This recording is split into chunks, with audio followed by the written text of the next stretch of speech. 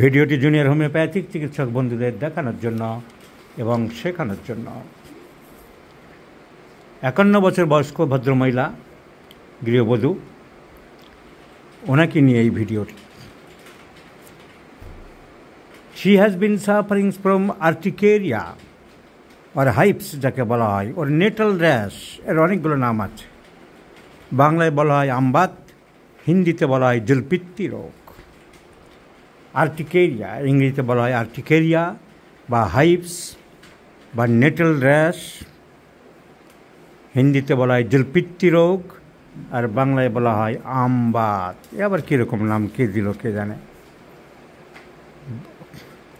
আমের মতো ফুলে ওঠে তাই নাকি? সো আমবাত বা আর্টিকেরিয়া খুব খতরনাক রোগ।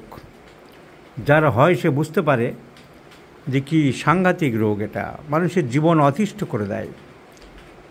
অসহ্য চুলকানি, এখন কম বেশি হতে পারে, কারোর কম কারোর বেশি, কারোর অল্প জায়গায় কারোর বেশি জায়গায়, কিন্তু খুব কষ্টকর, খুব পীড়াদায়ক। পাগলের মতন চুলকাতে হয়, অসহ্য কষ্ট। তার সঙ্গে যদি জ্বালা থাকে অনেকের, যখন তখন হলে যেখানে সেখানে হলে খুব প্রবলেমের মধ্যে পড়তে হয়। এবং সবথেকে বড় কথা, এর অ্যালোপ্যাথিতে কোনো ফিক্সড ওষুধ নেই। ওই যেহেতু এটা অ্যালার্জিক, এটা যে অ্যালার্জিক ডিজিজ, অ্যালার্জিক। এখন অ্যালার্জি কাকে বলে?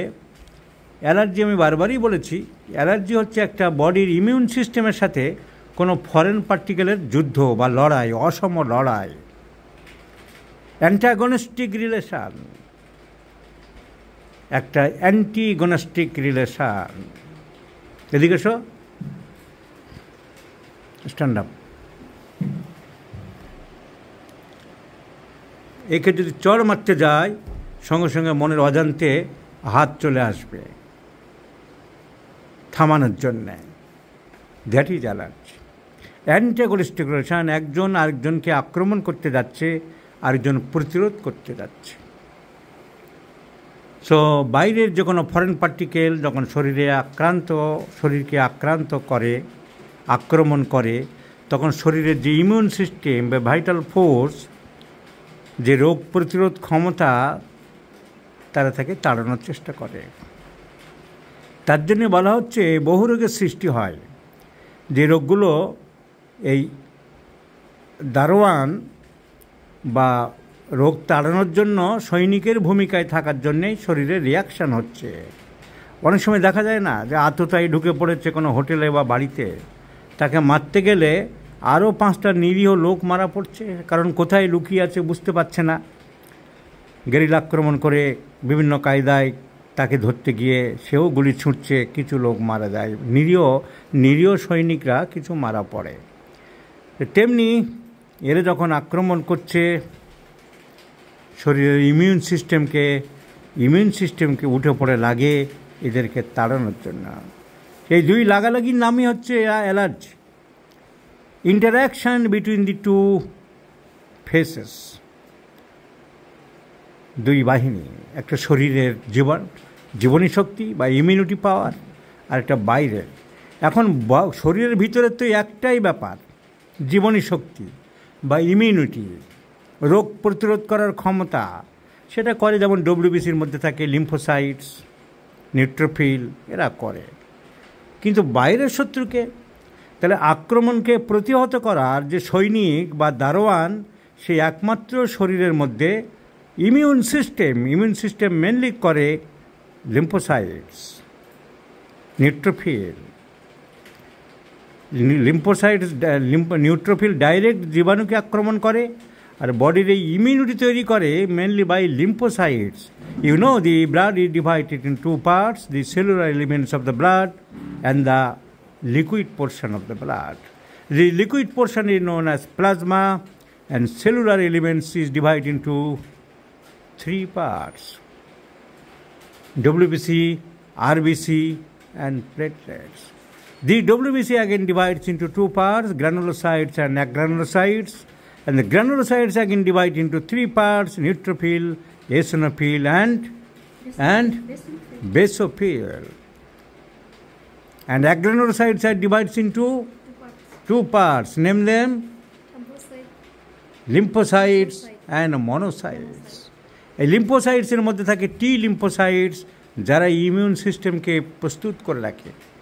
তাহলে বডির ক্ষমতা আমরা পেয়ে গেলাম। বাইরের শত্রু নানান রকম হতে পারে, ওয়েদার হতে পারে, আবহাওয়া ঠান্ডা, খাবার দাবার হতে পারে বেগুন, চিংড়ি মাছ, ডিম, মুরগির মাংস, কচ্ছপের মাংস, গরুর মাংস,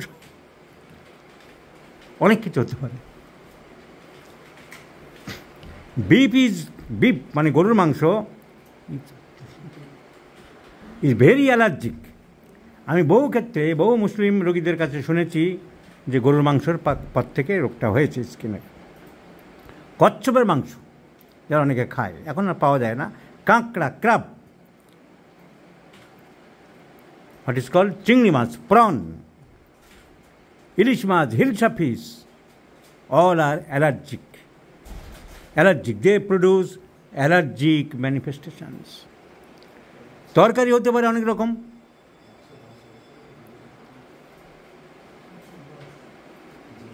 ফিঙ্গার,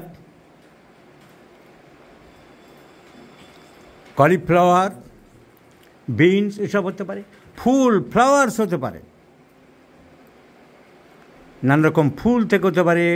ফুলের যে পোলেন, যে রেণু, সেগুলি বাতাসে মিশে হতে পারে। ডেন্ডার, পশু পাখির মল, বিষটা ঘুরে বেড়াচ্ছে বাড়িতে, কুকুর, বিড়াল, ছাগল, তাদের লোম, ডাস্ট। ডেন্ডার। বেডের বিছানা পরিষ্কার হয় না, বেডশিট কয়েকদিন পুরানো হয়ে গেছে বা পড়েছিল, ভাঁজ করে রাখা ছিল, সেই ভাঁজ থেকে তার ভিতরে মাইটস তৈরি হতে পারে, ছোট্ট ছোট্ট পোকামাকড়। সো ওয়েদার থেকে হতে পারে, ফুড থেকে হতে পারে, পোলেন থেকে হতে পারে। কৃষ্ণচূড়া, রাধাচূড়া, নারকেল গাছ, এসব পোলেন থেকে হতে পারে। এই জন্য আমাদের জিজ্ঞাসা করতে হয় বাড়িতে ক্রনিক অ্যালার্জিক ডিজিজ থাকলে এইসব জিনিস আছে কিনা। পশু পাখি, কুকুর, ছাগল, গরু, খরগোশ, এসব কারণে হতে পারে। So these antagonistic relation is allergic manifestation. তার অনেক বই প্রকাশ আছে। একটা হলো আর্টিকেরিয়া বা আমবাদ। ওনার আমবাদ হচ্ছে চামড়ায় চাকা চাকা ফুলে ফুলে উঠছে 5 বছর ধরে, আগে ছিল কিন্তু রেবিস ভ্যাকসিন নেওয়ার পরে বেড়ে গেছে। এখন ওনাকে কী চিকিৎসা করতে হবে? উনি দিনের পর দিন হেট্রাজেন, সেট্রাজেন, অ্যালোপ্যাথিক গ্রুপের এইসব ওষুধগুলো খেয়ে চলেছে। গরমে কমে, moderate is very important factor. আমরা দেখেছি যে ঠান্ডায় বা গরমে কোনটায় কমে, একটা important factor to prescribe our medicines. ওনার গরমে কমে। আপনি লক্ষ্য করে দেখেছেন যখন চুলকায়, অ্যালার্জিগুলো বেরোয়, গরম সেঁক দিলে একটু আরাম পান। সো গরমে একটু আরাম পায়। ওনার যে সিমটম আমরা কালেকশন করলাম তার মধ্যে আর কি পেলাম? উনি মলম প্রায় লাগাচ্ছেন, যখনই হয় এখন ওখানে একটু মলম লাগান। So she use to apply ointments now and then, যখন তখন মলম লাগায়। রোদ সহ্য করতে পারে না, মিষ্টি খুব পছন্দ আছে, পিপাসা ভালো, সকালের দিকে একটু বাড়ে, খালি পেটে বাড়ে। এই স্কিনে ইচিংটা খালি পেটে বাড়ে, ফাস্টিং হয় বাড়ে। So it aggravates fasting oil. পরিষ্কার পরিচ্ছন্ন টিপটপ থাকতে ভালোবাসেন, নোংরা করে ফেলে রাখা অগোছল আপনি পছন্দ করেন না, ঠিক তো? So she is fastidious, she is very highly irritable. Consolation aggravates, highly irritable, fastidious in nature. Skin allergy aggravates fasting when, and it is relieved by hot application, aggravates at afternoon. চর্মরোগে প্রায় মলম লাগানো হয়েছে, মিষ্টি ভালোবাসে, সান hit tolerable, মোটামুটি সহ্য করতে পারে। এই ওষুধ এই রোগীর জন্যে বেশিরভাগ ক্ষেত্রে আর্সেনিক ওষুধটা আসছে, কারণ উনি পরিষ্কার পরিচ্ছন্ন টিপটপ থাকতে ভালোবাসেন, ফ্যাস্টিডিয়াস। গরমে কমছে।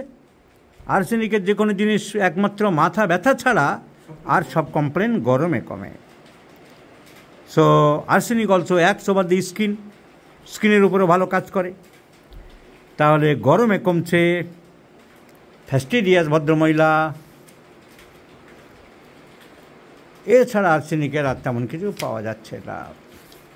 আমি অনেকক্ষণ ধরে চিন্তা করছিলাম যে কী ওষুধ দেওয়া যায়, কিন্তু আর্সেনিকের গরমে কমে, মাঝরাত্রির দিকে চুলকানি বাড়ে না হঠাৎ, বা দুপুরের দিকে হঠাৎ করে বাড়ে না, 12টা 1টা 2টোর দিকে যখন তখন হয় না, এই সময়টা বেশি বাড়ে কি না?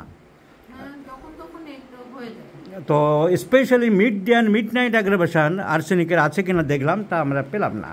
তাহলে আর্সেনিকের আমরা কী পেলাম? উনি বললেন যে টিপটপ পরিষ্কার পরিচ্ছন্ন, এটা ঠিক। উনি সব জিনিসপত্র গুছিয়ে রাখা পছন্দ করে, একদম গুছিয়ে রাখা পছন্দ করে, এছাড়া আর কিছু পেলাম না। তো আর্সেনিক দেওয়া বলে ভাবছিলাম। আমাদের অনেক জুনিয়র ডাক্তাররা আমাদের দ্বারা শিখতে আসছেন, তারাও আর্সেনিক ভেবেছিল। আমি অনেক চিন্তা ভাবনা করে ডিসিশান চেঞ্জ করে ব্রিমস্টোন দিতে চাইছি আগে। তার কারণ মলম তো চলছেই এখনও, মলম এখনও চলছে। যখনই দরকার হচ্ছে উনি মলম লাগিয়ে যাচ্ছেন। মিষ্টি খেতে খুব ভালোবাসেন, মিষ্টি খেতে ভালোবাসে, মলম লাগিয়ে যাচ্ছে। একটা হট ফ্লাশেস, গরম ভাব শরীর দিয়ে বেরোই মাঝে মাঝে বললেন। অ্যান্ড ফাস্টিং অ্যাগ্রাভেট যদি আমরা দেখি, তাহলে fasting while aggravates there is brimstone, but no arsenic. So fasting aggravates covered by arsenic. Suppression of skin disease is still continuing. Strong desire for sweets, and brimstone is the king of skin diseases.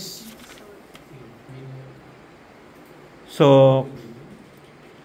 I do like to prescribe brimstone at first, then let's see and wait to bring up other symptoms or conditions for prescription of second prescription এর জন্য আমরা wait করব। My first prescription is to prescribe brimstone. Madam, আপনার কেসটা আমি video করলাম শুধু আমাদের ডাক্তারদের ক্রিটিক্যাল কেস শেখানোর জন্যে, আপনার পারমিশন নিয়ে আমি করলাম। ভিডিও করতে গেলে আপনাদের পারমিশন ছাড়া আমি করতে পারি না কারোর ভিডিও। আপনি সেই পারমিশন আমাকে দিয়েছেন, তাই করলাম, ডাক্তারদের শেখাবো বলে। আপনাকে অসংখ্য ধন্যবাদ জানাই।